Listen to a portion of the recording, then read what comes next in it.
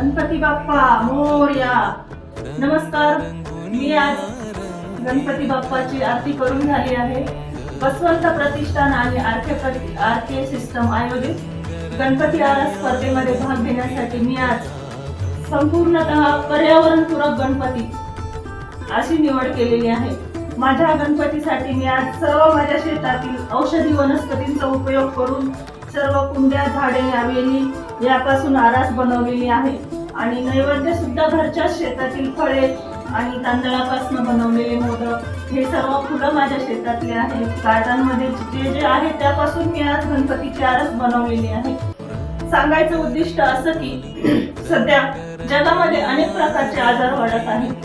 त्यासाठी आपण पर्यावरणाला जास्त महत्त्व देणे गरजेचं आहे. त्यामध्ये हळद असेल, नागिलीचे वेली असतील, दुर्वा असतील, ह्या सगळ्या औषधी वनस्पती गणपती बाप्पा त्यासाठीच आपल्याला एक संदेश देतात की तुम्ही यापासून तयार होणारे औषधी वनस्पती तुम्ही लावा आणि स्वतःच्या आरोग्याचे संरक्षण करा. हाच एक संदेश मी देत आहे.